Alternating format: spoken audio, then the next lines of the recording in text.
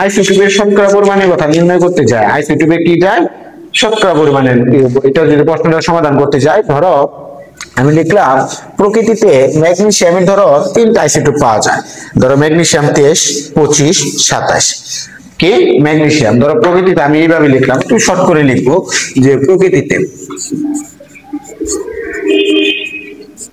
প্রকৃতিতে ধরো ম্যাগনেসিয়াম একটা মার্কারে কালি নাই, যে প্রকৃতিতে ম্যাগনেসিয়াম যে আইসোটোপ, যে ম্যাগনেসিয়াম এই আইসোটোপটা এর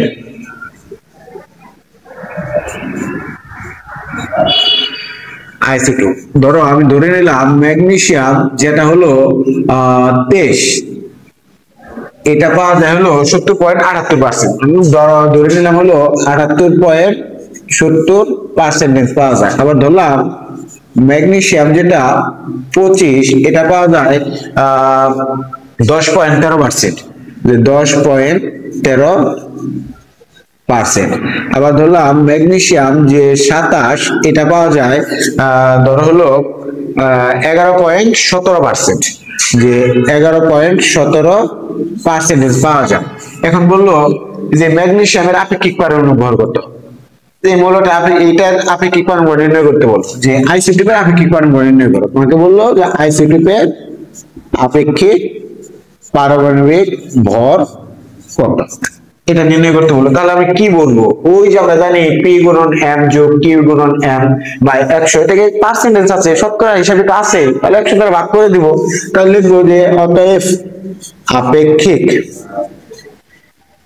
পারমাণবিক ভর সমান, আমরা এই যে 23 ছিল, 23 কে এটা দ্বারা কি করব গুণ করব, প্রথমে কি করব গুণ করব, এটার যে এই যে ভর সংখ্যা ছিল, ভর সংখ্যাকে শতকরা পরিমাণ দ্বারা গুণ করতে হবে প্রথমে।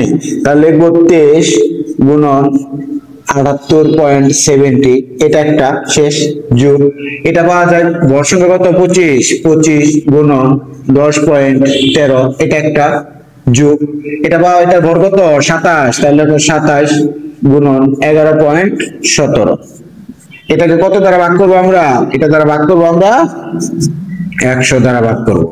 তাহলে 100 দ্বারা ভাগ করলে আমাদের কত আসবে, যেহেতু ম্যাগনেসিয়াম তাহলে আমাদের কত আসবে 23 পয়েন্ট সামথিং আসে, তাই না, যে 23.649, এটার স্থানের মান কত ধরতে পারবো আমরা 24। তাহলে এই ম্যাগনেসিয়ামের আপেক্ষিক আইসোটোপের আপেক্ষিক পারমাণবিক ভর কত হবে 24, কত হবে 24 হবে, বুঝতে পারছো।